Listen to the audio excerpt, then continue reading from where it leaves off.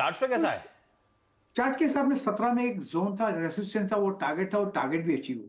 वो 17 पार भी किया, एक फिर उसके बाद वो ब्रेकआउट सस्टेन नहीं किया। अब फिर एक लोअर लेवल देखेंगे। और वोडाफोन आइडिया में नॉर्मली बेस बनते बनते वक्त लगता है। हाई टाइम फ्रेम के चार्ट पे the best place to buy Vodafone है जब वो 20 पार कर ले, और जब तक 20 पार नहीं करता तब तक रुकते हैं। हो सकता है लोअर लेवल देखें। 12 के आसपास वोडाफोन आइडिया में सपोर्ट है, वहां पर शायद एक गुड आइडिया बन जाता है। फिलहाल गुड आइडिया नहीं है वोडाफोन आइडिया। फिलहाल गुड आइडिया नहीं है, दिक्कतें नंबर्स में।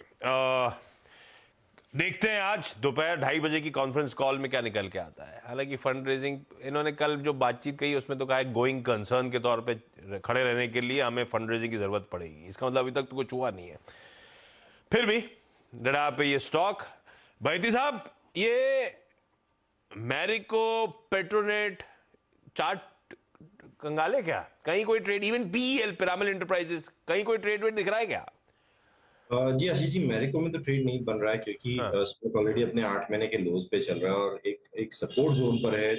510 से 500 का जो जोन है वहाँ सपोर्ट है। तो हमें लग रहा है कि जिस हिसाब से स्टॉक अपने 20 डेमा 200 डेमा से काफी नीचे चल रहा है, ऑलमोस्ट 10% से ज्यादा 200 डेमा से नीचे चल रहा है, एक शॉर्ट कवरिंग देखने मिल सकती है। बट वो एक रिलीफ रैली नहीं रहेगी, तो इसमें खरीदारी की सलाह नहीं है इन लेवल्स पे, ना ही शॉर्ट करने की सलाह है। बट पेट्रोनेट का चार्ट स्ट्रक्चर काफी स्ट्रॉन्ग बना हुआ है और गैस डिस्ट्रीब्यूशन और गैस रिलेटेड कंपनीज में अच्छा बाइंग इंटरेस्ट कंटिन्यूअसली दिख रहा है। तो इसमें कोई भी डिप आता है आज नंबर्स पे तो खरीदारी की सलाह रहेगी। जिनके पास भी लॉन्ग है बने रहे, 255 का एक एसएल मेंटेन करें। मुझे लग रहा है जिस आपका चार्ट स्ट्रक्चर है इसमें इवेंचुअली 280 तक के टारगेट्स देखने मिल सकते हैं। ओके, ये है भाई साहब ये इंपॉर्टेंट सारे के सारे नंबर्स और उस पर बढ़िया सी कमेंट्री एक्सपर्ट्स की। अब आइए, अच्छा कैश के नंबर्स पे जाऊं उससे पहले स्क्रीन पे पालविया साहब भी नजर आएंगे आपको। पालविया साहब गुड मॉर्निंग। पालविया साहब, पहले तो आज का top call. Good morning Ashish ji, good morning everyone. So top call में हमें लगता है पावर सेक्टर के साथ ही जाना चाहिए। जिस तरीके से पावर स्टॉक्स में एक मोमेंटम बना हुआ है, टाटा पावर यहाँ पे हमें काफी पसंद आ रहा है। स्टॉक में एक ब्रीफ कंसोलिडेशन का ब्रेकआउट यहाँ पे देखने को मिला है। कल के सेटअप में देखें तो लॉन्ग बिल्टअप बना है डेरिवेटिव डेटा में। हमें लगता है ये स्टॉक में मोमेंटम कंटिन्यू होगा फर्दर, और यहाँ से नेक्स्ट टारगेट फ्यूचर्स में हम एक्सपेक्ट कर रहे हैं यहाँ पे आना चाहिए 395 से 400 की तरफ ये स्टॉक बढ़ता हुआ दिखेगा।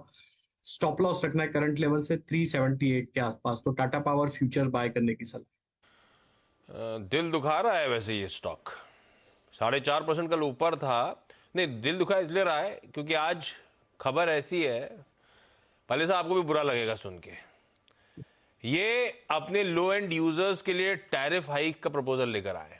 58 से लेकर 121% टैरिफ हाइक करने की तैयारी हो रही है। In fact even high end ones के लिए भी टैरिफ हाइक्स की तैयारी है। महाराष्ट्र इलेक्ट्रिसिटी रेगुलेटरी कमीशन के सामने अपनी गुहार रख दी है इन्होंने।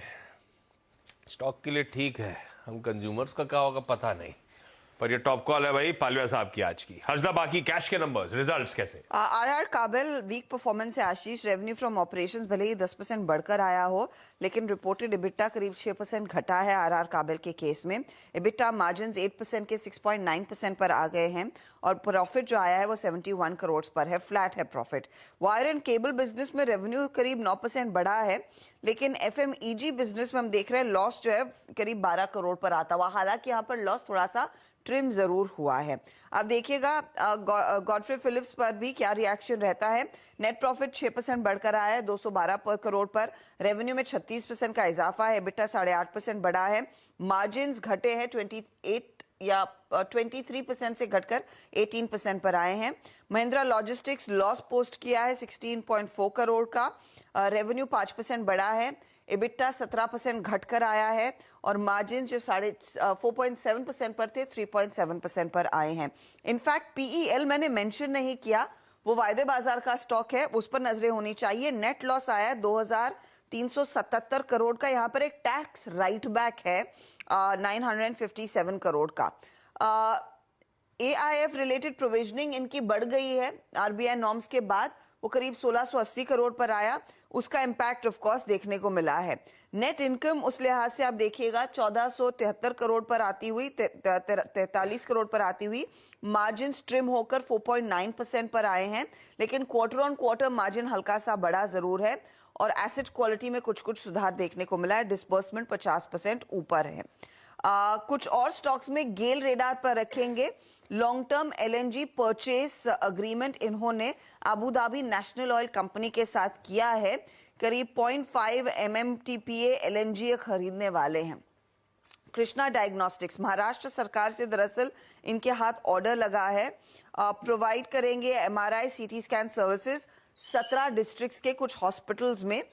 KEC इंटरनेशनल के हाथ करीब 1304 करोड़ के ऑर्डर्स हाथ लगे हैं और न्यूजेन सॉफ्टवेयर के हाथ भी करीब एक नियरली 100 करोड़ का ऑर्डर लगा है। तो ये कुछ स्टॉक्स जो आज फोकस में रखिए भाई, ये तमाम स्टॉक्स अपने रडार पे, चाहे वो रिजल्ट्स रिलेटेड हो या फिर खबरें जिनमें हो।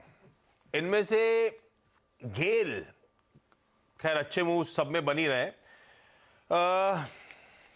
पालवे साहब आप देखिए जरा, गेल एक बढ़िया सा लॉन्ग टर्म कॉन्ट्रैक्ट कल इसने एडनॉक गैस के साथ साइन करा, कल जाते जाते, लेकिन स्टॉक में अचानक आखिरी के मेरे ख्याल से 15 मिनट आधे घंटे में बहुत तेजी बन गई है। क्या करोगे आप? आशीष जी, हमें लगता है लॉन्ग साइड का ट्रेड कंटिन्यू रखना चाहिए। काफी स्ट्रांग सेटअप है स्टॉक में। अगर आप देखें, थर्ड कंसेक्यूटिव मंथ है जहां पे कंटिन्यूटी बनी हुई है तेजी की, और जिस तरीके से इसने एक लॉन्ग टर्म चार्ट पे ऑलरेडी एक ब्रेकआउट रजिस्टर किया हुआ है, हमें लगता है ये मोमेंटम फर्दर एक्सटेंड होगा। पोजिशनली तो हमें लगता है यहाँ पे 195-200 तक के टारगेट भी आते हुए दिखेंगे।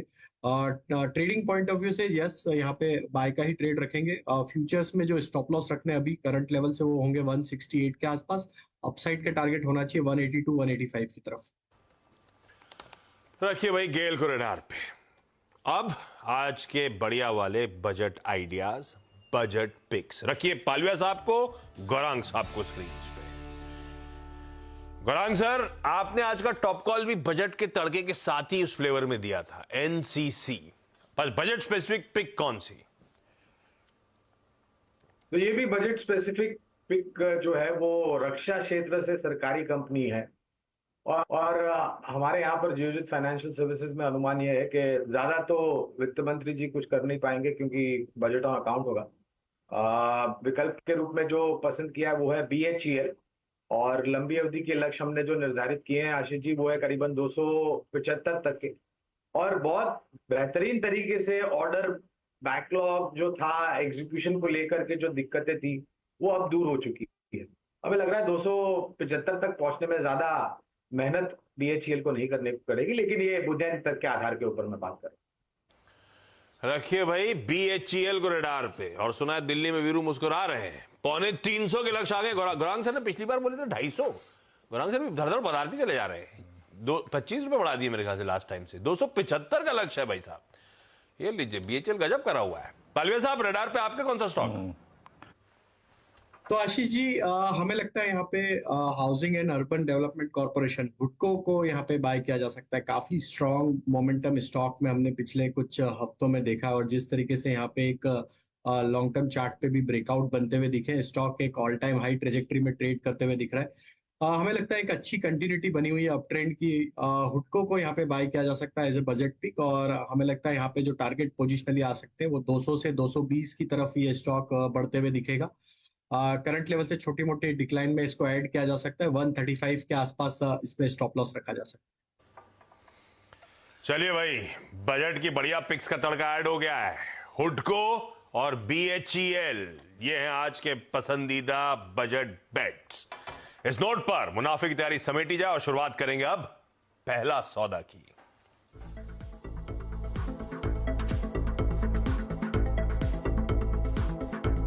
रुकिए, ये इंफॉर्मेशन आपकी किस्मत बदल सकती है।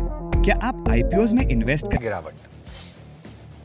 तीसरी तिमाही में ITC का सुस्त प्रदर्शन, टैक्स क्रेडिट और अन्य आय के चलते मुनाफे में करीब 11%